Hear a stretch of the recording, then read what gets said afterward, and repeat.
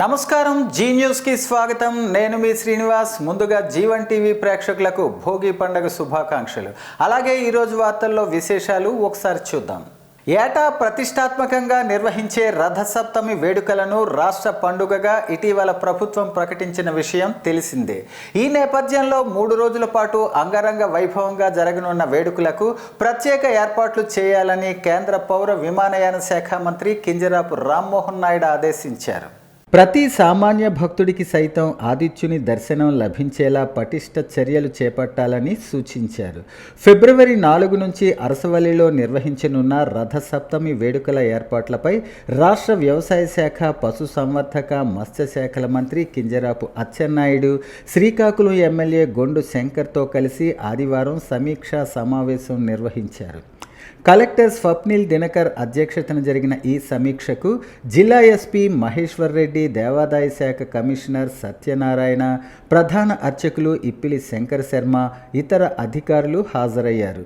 ఈ సందర్భంగా రామ్మోహన్ నాయుడు మాట్లాడుతూ, రాష్ట్ర పండుగగా గుర్తించి 3 రోజుల వేడుకలు జరగనున్న నేపథ్యంలో ఉభయ తెలుగు రాష్ట్రాలతో పాటు ఒడిశా, ఛత్తీస్గఢ్ రాష్ట్రాల నుంచి దాదాపు 2 లక్షల మంది భక్తులు వచ్చే అవకాశం ఉందని గుర్తు చేశారు.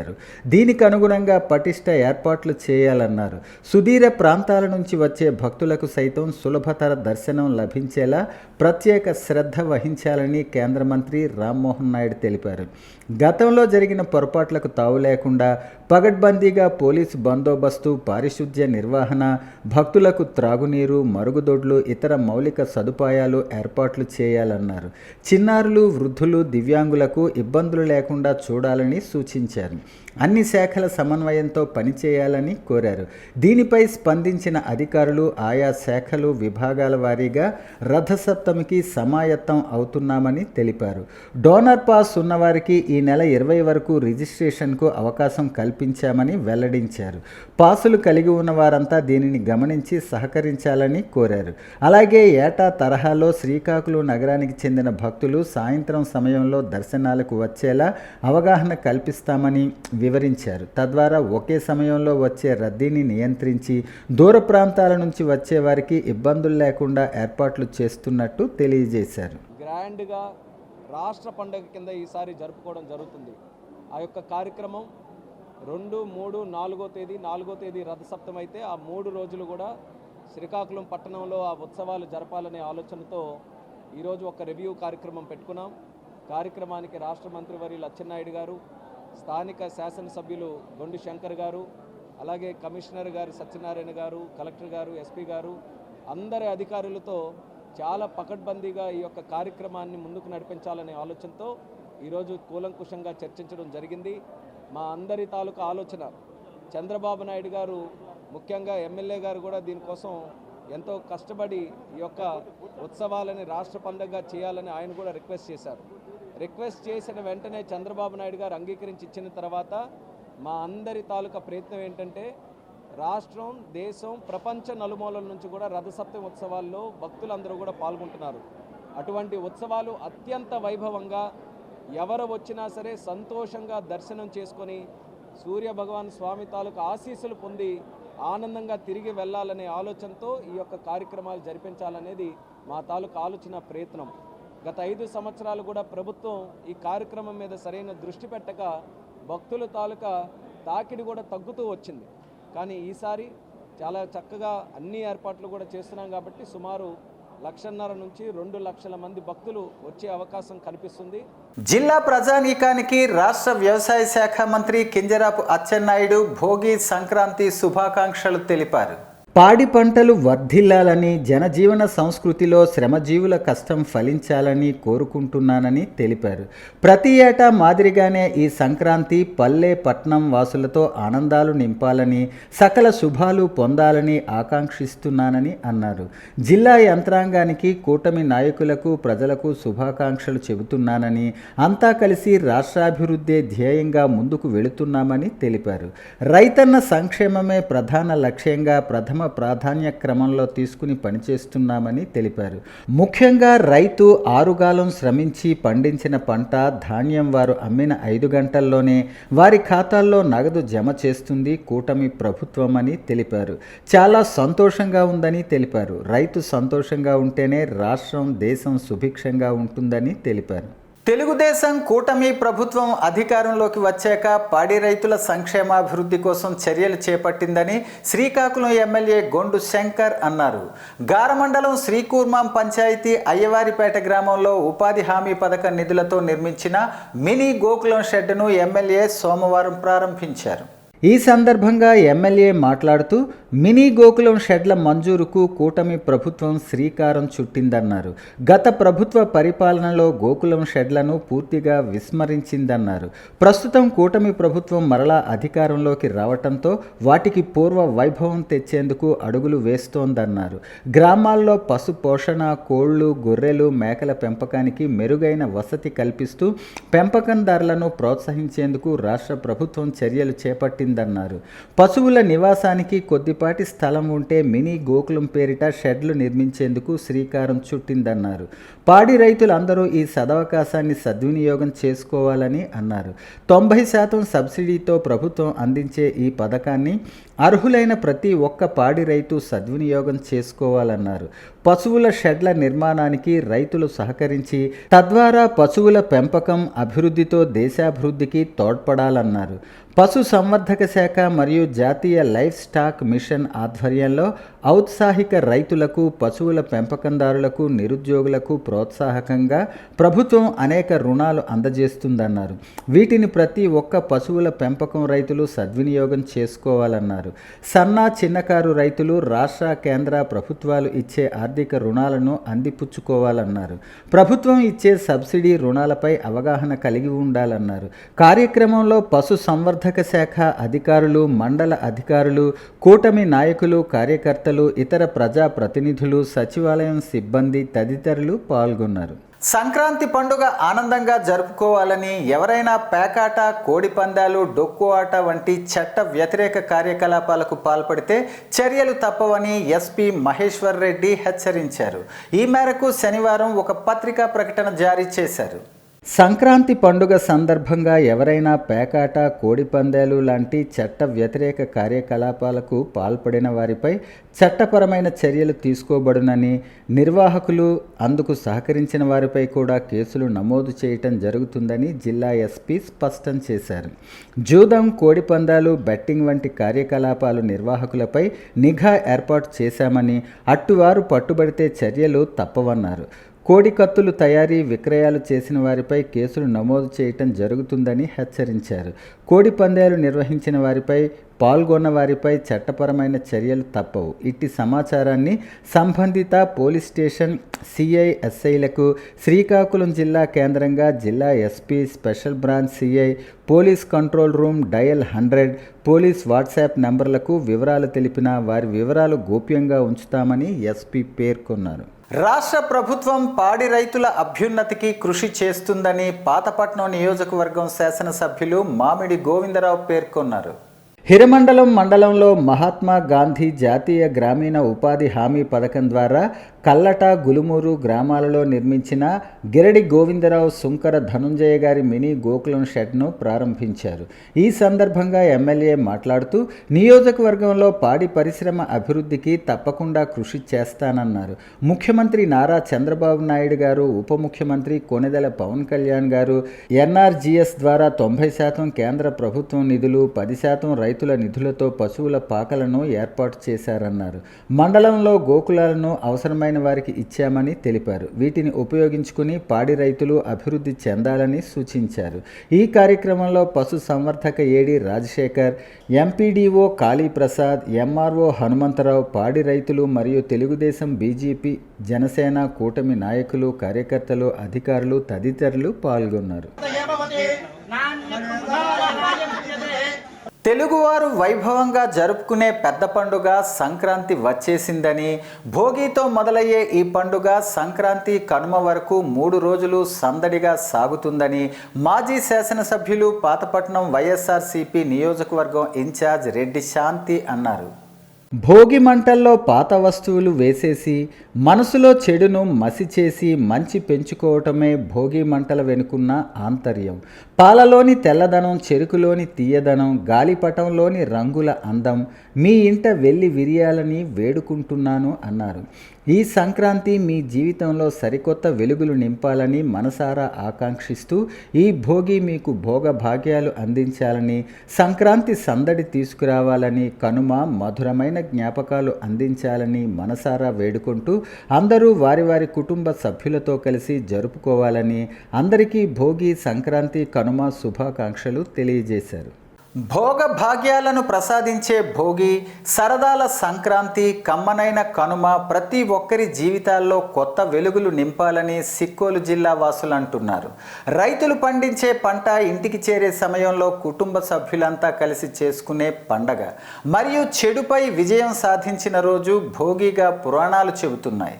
సంక్రాంతి సంబరాల్లో తొలి వేడుక భోగి. తెలుగువారి సంస్కృతి సంప్రదాయాలకు ప్రతీకగా భోగి నిలుస్తుందని చెబుతున్నారు. శ్రీకాకుళం జిల్లా అంతటా భోగి పండగ వేడుకలు అంగరంగ వైభవంగా నిర్వహించారు. వాడవాడలా సమైక్య శంఖారావం తరహాలో యువత ముందుకు వచ్చి భోగి పండగ శాస్త్రోక్తంగా నిర్వహించారు. తెలుగుదనం ఉట్టిపడే భోగి పండగ శ్రీకాకుళం నగరంలో ఆర్ట్స్ కళాశాల ఆవరణలో స్టార్ వాకర్స్ క్లబ్ ఆధ్వర్యంలో ఘనంగా నిర్వహించారు.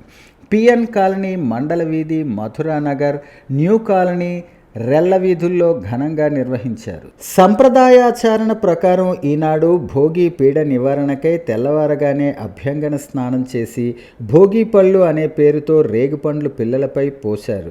రేగుపండ్లు శ్రీమన్నారాయణ ప్రతిరూపం. వాటిని తల మీద పోయటం వల్ల శ్రీ లక్ష్మీ నరసింహస్వామి వారి అనుగ్రహం కలుగుతుందని ప్రతీతి.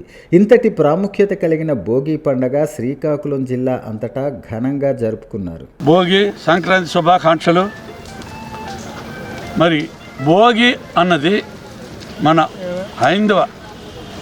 హిందూ పండుగల్లో ముందు పండుగ సంవత్సరాదిన భోగియే, ఆ తర్వాత సంక్రాంతి వస్తుంది, ఆ తర్వాత కనుమ వస్తుంది. కానీ ముందు వచ్చేది అది భోగి. ఆ భోగి ఏంటంటే పల్లెటూరులో రైతులు, భారతదేశం వ్యవసాయక దేశం కనుక రైతులు పల్లెటూరులో ఈ భోగి మంటలు అప్పటికి పంటలు కొన్ని వస్తాయి, వరి పంట, దాంతో వాళ్ళు సంతోషంగా ప్రతి పల్లెటూరులో కూడా భోగి మంటలు వేసుకొని చాలా సంతోషంగా ఉంటారు. అయితే ఈ భోగి మంటల తాలూకా ఇంపార్టెన్స్ ఏమిటంటే పంటలు పండి ఇంటికి వచ్చిన సమయంలో ఈ భోగి పండుగ వస్తుంది కనుక అందరూ హ్యాపీగా పల్లెటూరులో భోగి పండుగలు చేసుకుంటారు. ఆ తర్వాత సంక్రాంతి కూడా చేసుకుంటారు. ఆ తర్వాత ముక్కనుమ పశువుల పండుగ, ఇవన్నీ వరుస చేసుకొని 4 పండుగలు కూడా వరుస చేసుకుని పల్లెటూరులో చాలా ఆనందంగా ఉంటుంది. ప్రతి పల్లెటూరు భారతదేశం అంతా ఈ మకర సంక్రాంతి అన్నటువంటిది ఏర్పడింది. మకర రాశిలో సూర్యుడు ప్రవేశించేటువంటి సందర్భంలో ఈ పండగలను జరుపుకుంటాము. ఇందులో ప్రధానంగా భోగి పండగ ప్రారంభంలో ఈ 3 పండగలకి ముందు వచ్చేటువంటి పండగ భోగి. ఈ భోగికి సంబంధించి చాలా రకాలైనటువంటి పౌరాణిక కథనాలు ఉన్నాయి. రావణ బ్రహ్మని రాముడు చంపినటువంటి సందర్భంలో ఆయన మరణించిన తర్వాత ప్రజలందరూ సంతోషంగా ఉండేదానికి చేసుకున్నటువంటి దానిగా ఒకటి భోగిని పూర్వకాలంలో చెప్తూ ఉండేవారు. కానీ ఈ భోగి అన్నటువంటిది మన గ్రామీణ ప్రాంతాలలో రైతు కుటుంబాలు వారి పంటలు పండి పుష్కలంగా గాదెల నిండా పంటలు ఉండి పాడి పశువులకి కూడా జరిపేటువంటి పండగకి ముందు పండగగా భోగిని జరుపుతారు. ఈ భోగిలో భోగి పిడకలని వేయడం అన్నటువంటిది ప్రధానమైనటువంటి సాంప్రదాయం. ఈ మంట కాగి ఈ మంట చుట్టూ కూడా జనాలందరూ ఆనందోత్సాహాలతో పంటలు తమ ఇంటికి వచ్చిన సందర్భంగా హర్షాతిరేకాలను ప్రకటిస్తూ ఈ పండుగని జరుపుకుంటారు. ప్రజల కోసం పోరాడుతూ ప్రజల శ్రేయస్సు కోసం పనిచేస్తున్న నిస్వార్థ శ్రామికులు పోలీసులని 2వ పట్టణ సర్కిల్ ఇన్స్పెక్టర్ ఈశ్వర్రావు అన్నారు. సోమవారం స్థానిక 80 అడుగుల కూడలి వద్ద గల V1 రెస్టారెంట్లో జరిగిన నేషనల్ యూత్ డే కార్యక్రమంలో ముఖ్య అతిథిగా పాల్గొని విద్యార్థులను ఉద్దేశించి మాట్లాడుతూ జిల్లా ఎస్పీ కేవై మహేశ్వర్ రెడ్డి సూచనల మేరకు మత్తు పదార్థాలపై అవగాహన కల్పిస్తున్నామని ఈరోజు జీఈఓ గ్లోబల్ ఎంపవర్మెంట్ ఆర్గనైజేషన్ సద్గుణ ఆధ్వర్యంలో నిర్వహిస్తున్న ఈ కార్యక్రమానికి నేను రావటం అదృష్టంగా భావిస్తున్నానని, ఇంతవరకు జీఈఓ సేవల కోసం వినలేదని, ఈరోజు ప్రత్యక్షంగా చూస్తున్నానని, సుమారు 40 మంది పేద విద్యార్థులను చదివించటం చాలా కష్టమని, వీరిలో ఐఐటి విద్యార్థులు కూడా ఉన్నారని తెలిసి ఆశ్చర్యానికి గురయ్యానన్నారు. 2వ తరగతి నుంచి ఇంటర్, డిగ్రీ విద్యార్థులు కూడా ఉండటం అందరికీ ఒక్కడే. తన జీతాన్ని పేద విద్యార్థుల కొరకు వెచ్చించటం గొప్ప విషయమన్నారు. నాకు 2 పిల్లలని, వారి చదువు కోసం ఎంత కష్టపడ్డానో తెలుసని, అలాంటిది ఇంతమంది విద్యార్థులను చదివిస్తున్నారంటే సద్గుణ కష్టం అర్థమవుతుందని, ఈ కార్యక్రమానికి డిఎస్పి వివేకానంద హాజరవ్వాలని ఆయన ఒక మాట అన్నారని, ఇంత నిర్విరామ సమయంలో కూడా నన్ను ఈ కార్యక్రమానికి హాజరవ్వమన్నారంటే ఇప్పుడు ఎందుకో అర్థమైందన్నారు. ఈ జీఈఓ సేవలు పేద విద్యార్థులను చదివించటం వరకే కాకుండా నిత్యావసర సరుకులు, రక్తదాన శిబిరాలు, అవగాహన కార్యక్రమాలు, అన్నదానాలు, పేదవారికి అండగా నిలవటం చూస్తుంటే ఆనందంగా ఉందని, వీరి సేవలకు సలాం అని, నిరంతర సేవలు కొనసాగించాలి అని అన్నారు. అనంతరం విద్యార్థులు అడిగిన ప్రశ్నలకు సమాధానాలు ఇస్తూ పోలీసు వ్యవస్థపై వివేకానంద జీవిత విశేషాలను అందరికీ వివరించారు.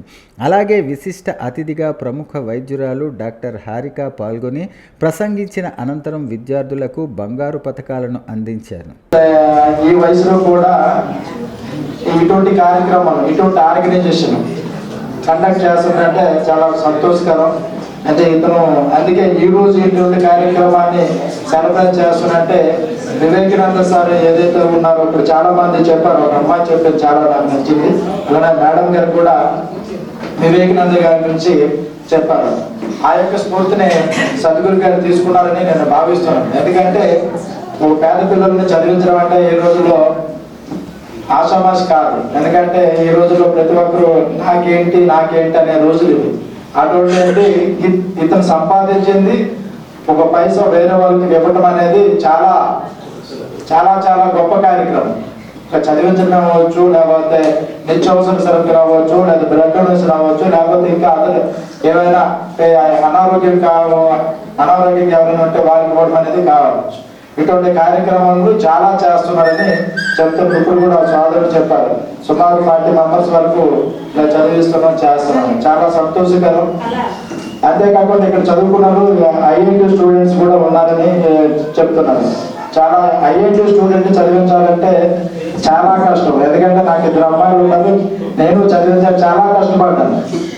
మంచి కాలేజ్ జాయిన్ చేశాను.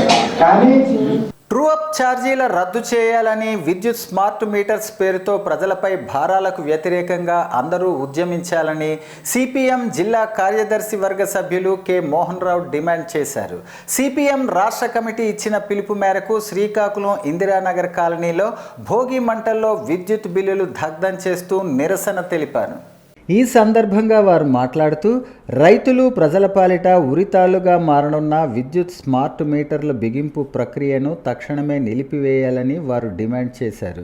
తెలుగుదేశం కూటమి ప్రభుత్వం అధికారంలోకి వచ్చిన తర్వాత రాష్ట్రంలో జిల్లాలలో ప్రభుత్వ కార్యాలయాలకు ముందుగా ప్రీపెయిడ్ స్మార్ట్ మీటర్లు బిగించారు. ప్రస్తుతం చిన్న మధ్యతరగతి వ్యాపార సంస్థలతో సహా అందరికీ స్మార్ట్ మీటర్లు పెడుతున్నారు. నివాస గృహాలకు మీటర్లు పెట్టడానికి సన్నాహాలు చేస్తున్నారు. వ్యవసాయ పంపు సెట్లకు మీటర్లు బిగించటం కొనసాగిస్తున్నారు. వైసీపీ ప్రభుత్వం పంపు సెట్లకు మీటర్లు బిగించటాన్ని ప్రతిపక్షంలో ఉండగా తెలుగుదేశం, జనసేన పార్టీలు తీవ్రంగా వ్యతిరేకించాయి.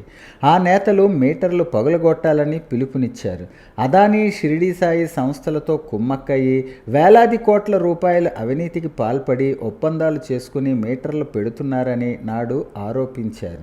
నేడు టీడీపీ కూటమి ప్రభుత్వం మాట తప్పి మీటర్ల ఒప్పందాలను కొనసాగిస్తూ ప్రతి కనెక్షన్కు స్మార్ట్ మీటర్ పెట్టడం నమ్మక ద్రోహమే అన్నారు. ప్రీపెయిడ్ స్మార్ట్ మీటర్ల వల్ల ప్రజలందరిపై భారం పెరుగుతుందని ముందుగానే డబ్బు చెల్లించి రీఛార్జ్ చేయించుకోవాలి. బ్యాలెన్స్ పూర్తి కాగానే విద్యుత్ సరఫరా నిలిచిపోతుంది. పేదలకు అంధకారమే మిగులుతుంది. మరోవైపు ప్రతి మీటర్కు అయ్యే వ్యయం 96 నెలల పాటు వాయిదాల పద్ధతిలో వేలాది రూపాయలు వినియోగదారుల నుంచే వసూలు చేస్తారు. మరోవైపు విద్యుత్ అధికంగా వినియోగించే రాత్రి వేళల్లో అధిక రేట్లు వసూలు చేయటం నడ్డివిరిచే భారం. వ్యవసాయ ఉచిత విద్యుత్తుకు ఎసరు పెట్టేందుకే పంపు సెట్లకు మీటర్లు బిగిస్తున్నారు. ఏ భారం ఉండదని పైకి చెబుతున్నా ప్రైవేటు విద్యుత్ ఉత్పత్తిదారులకు దోచిపెడుతూ ప్రజలపై భారాలు వేసేందుకు ఉచిత విద్యుత్తును దశల వారీగా తొలగించడానికి ఈ స్మార్ట్ మీటర్ల విధానాన్ని తీసుకువచ్చారు. కేంద్రంలోని బీజేపీ ప్రభుత్వ ఆదేశాలకు లొంగిపోయి నాడు వైసీపీ, నేడు తెలుగుదేశం, జనసేన పార్టీలు ఈ మీటర్లను కొనసాగించటం గర్హనీయం. ఇప్పటికే 17,000 కోట్ల రూపాయలు ట్రూ అప్ ఛార్జీల భారం వేస్తున్నారు.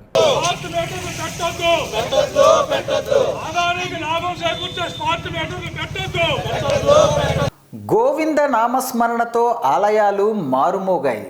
జై శ్రీ గోదా రంగనాథ స్వామికి జై అంటూ భక్తుల తన్మయత్వంతో ఆలయాలన్నీ ఆధ్యాత్మికతను సంతరించుకున్నాయి.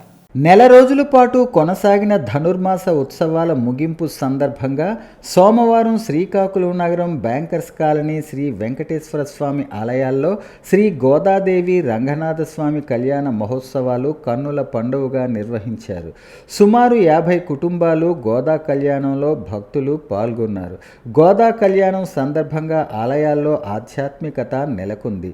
అనంతరం అన్న సంతర్పణ కార్యక్రమం జరిగింది. భోగి పండుగ రోజున దక్షిణాదిన వైష్ణవ ఆలయాల్లో శ్రీ గోదా రంగనాయకుల కళ్యాణం అత్యంత వైభవంగా జరుగుతుంది. గోదాదేవి కళ్యాణాన్ని వీక్షించేందుకు అధిక సంఖ్యలో భక్తులు పాల్గొని స్వామివారి కృపకు పాత్రులయ్యారు.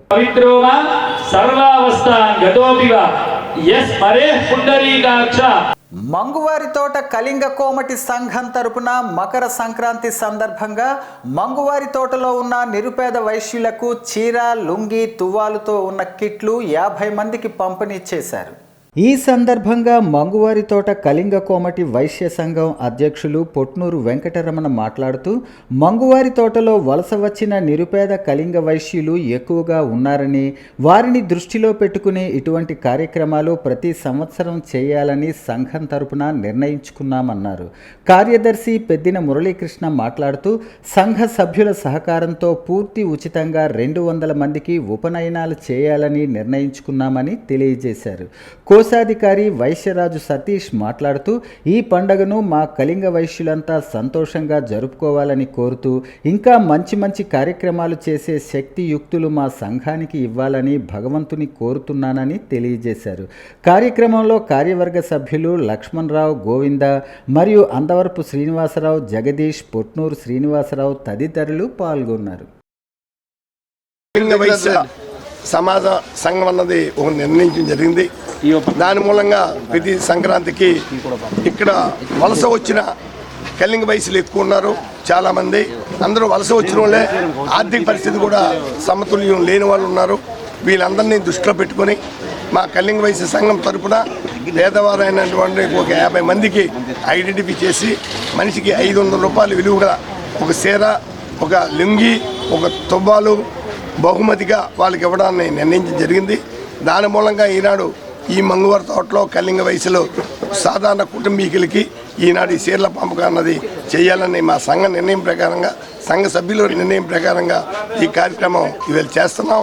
ఇలాగే మరిన్ని రోజుల్లో ఇంకా మంచి కార్యక్రమాలు మా కమిటీ వాళ్ళు నిర్ణయిస్తే ప్రజాభీష్టం మేరకు కార్యక్రమాలు చేసి మంగువారి తోట కళింగ వయసు సంఘం అంటే ఏమిటో నిరూపించుకుంటామని చెప్పి ఈ సభామూలంగా మేము తెలియజేస్తున్నాం. మంగువారి తోట కళింగ కోమటి సంఘం నుండి పూర్తిగా ఉచితంగా ఉపనయన కార్యక్రమం కూడా మొదలెడుతున్నాం. ఇందులో మా 2 మతాలు ఉంటాయి, విష్ణు మతం ఒకటి, శివమతం ఒకటి. శివమతం నుండి ఒక 100 మందికి, విష్ణు మతం నుండి ఒక 100 మందికి, మన కామాక్షమ్మ గుడి దగ్గర కూడా మా కార్యవర్గం అందరి సపోర్టుతో, అలాగే మంగువారి తోట కళింగ సంఘంలో ఉన్నటువంటి ప్రజల సహకారంతో ఒక మంచి కార్యక్రమం చేద్దాం కూడా ఆలోచిస్తున్నాం. అది మార్చిలో కానీ ఏప్రిల్లో ఉంటుంది. ఈ విధంగా మంగువారి తోట నివసిస్తున్న కళింగ కోమటి నిరుపేదలకు మంగువారి తోట సంఘం తరపు నుంచి ఒక చీర, ఒక తువ్వాలు, లుంగి కూడా ఇవ్వడం జరుగుతుంది. అలాగే ఈ పండుగని మా వాళ్ళందరూ కూడా సంతోషంగా జరుపుకోవాలని, ఆ భగవంతుడు వాళ్ళందరికీ ఆరోగ్యాలు ఇవ్వాలని కోరుకుంటున్నాము. ఇదే విధంగా ప్రతి సంవత్సరం కూడా మా సంఘం తరపు నుంచి పేదవాళ్ళకు మంచి కార్యక్రమాలు చేసే అవకాశాన్ని మా సంఘానికి ఆ భగవంతుడు అవకాశం ఇవ్వాల్సిందిగా కోరుచున్నాము. వార్తలు సమాప్తం. మళ్ళీ తర్వాత బులెటిన్లో కలుసుకుందాం. నమస్కారం.